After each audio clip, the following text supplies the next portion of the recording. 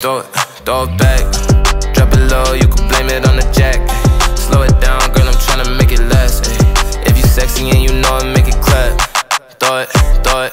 Throw it on back, nothing says summer like the way she make me feel.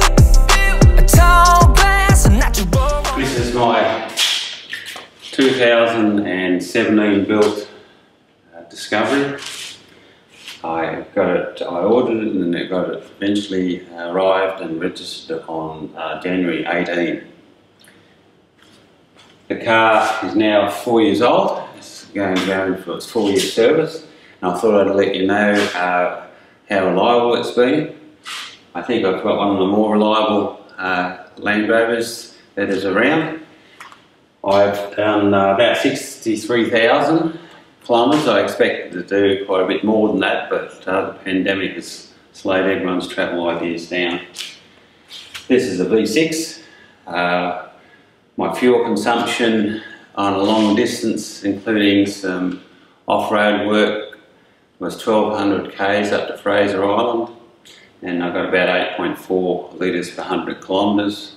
The best I've had is before I got the KO2s. Which I got was about, one of the original tyres had 42,000 kilometres on them, and they wore out, which were some Pirelli Scorpions. The rear brakes lasted 41,000 k's, so the rear brakes tyres were for some reason it wore out prematurely. My last car before this was a Tribeca Subaru that got 120,000 k's out of the brakes, so I'm not a heavy person on brakes. And obviously with my fuel consumption figures, I'm not heavy on fuel either. Some of the issues I've had with the car which is all European cars, is the dust that comes on your front wheels. I had a ceramic coating back in August 18, and I'm about to, in the next couple of months, go and get the coating done again. The guy told me it would last about 4 years, and he was 3 to 4 years, and he was pretty right. So that was well worth the investment, because this is the first European car I've had, and I can't stand the build up brake dust. Pieces that were replaced by warranty for me was the little inserts in your rail. They started to bulge, and they replaced that. The inner tailgate liner, they had a couple of goes at aligning them, and by that time I got some wear through, and they replaced it, which I can't fault my local dealer for the service. They've done their best every time I've asked them to do things. In the early days we had some software issues, and in all fairness to those people, they have, like most dealerships, about 6 to 8 brands, and when you've got, this car was relatively new, we had some issues with the blue screen, some weird messages on the infotainment centre, and about 8 weeks after this car was manufactured, this was manufactured in the UK, and then they were transferred to Slovenia, and then they got a 10-inch screen like the HSC. This is an SE. So the overall running of the car has been trouble-free. Things I like about it is that it's got very good long touring distance comfort in the car. I did look at a Range Rover Sport before this, and recently I looked up a costing comparison, and a Range Rover Sport is $25,000 dearer than this car, or for an equivalent to this car.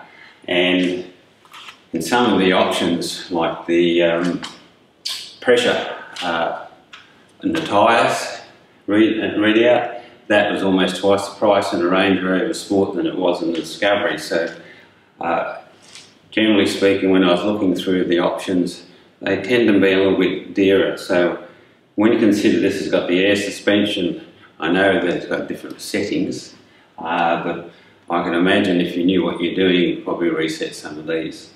The Defender has been getting a lot of publicity lately, and which is obviously an outstandingly good car off-road.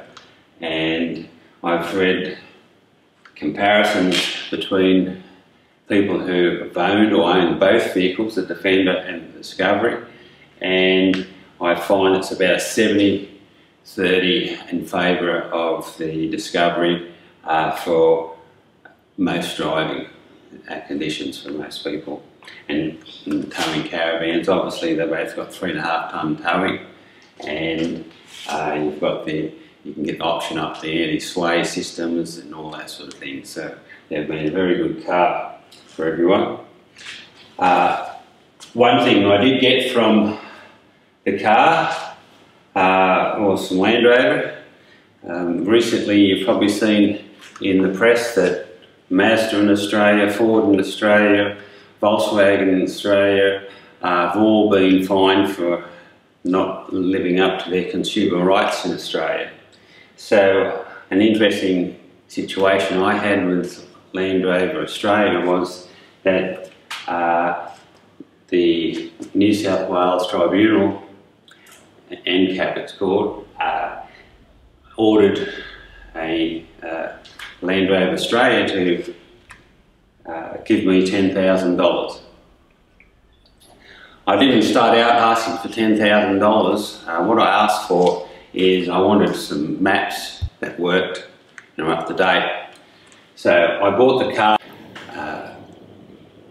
January 18, and the mapping in this car is dated. If you take the SD card out and put it in your computer, it shows a date of 27th of May. I think it's the 27th, it's May 2017. So my argument was with them, I wanted them, I had reasonable expectations to buy a new car and expect it serviceable until at least the end of the warranty period. So I have a 5-year warranty on this car, but they couldn't upgrade my mapping. The reason why that is because they knew the 10-inch screen was coming out, and so they just thought, forget about the people with a smaller screen, we'll just concentrate on the new screen. So, my allegations was that they knowingly sold me the car without advising me that the maps were out of date before it took delivery, and they had no intentions of ever updating it. So I asked for the car to be, the new 10-inch screen to be put into it, and they said that wasn't possible, which I find very unusual. But the fact was that if I had found this problem out earlier, because of this pandemic we weren't going to go anywhere, and forced it, the tribunal person told me that if I picked it up in the first 12 months, they would have had to replace the car.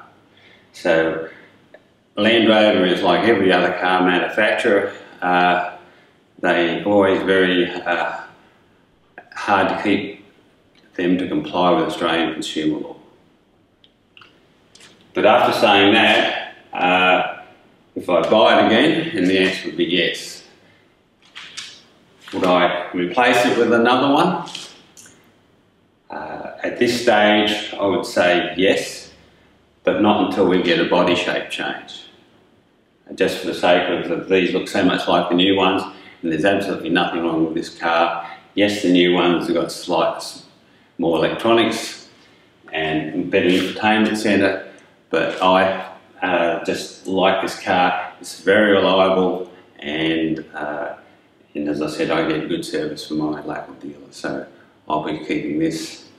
I presume the next body shape change, minor change, will probably be about 2 years away, so I presume that will take place. if they ever bring out a decent plug-in hybrid, I'd probably look at that.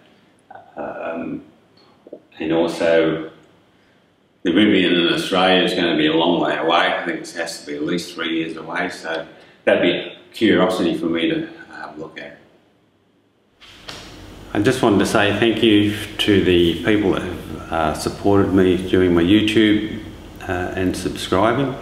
I've had some great comments from people and made connections to other Land Rover owners and in Canada and in the US, so it's become a Land Rover family through this YouTube channel. So if you've got any comments, you own a Land Rover and you live in Czechoslovakia or Korea, I've had people from, so people from all over the world look at my videos and must enjoy them because they keep coming back. So thanks for your support, and hopefully I can go somewhere soon and take you along on the trip with me.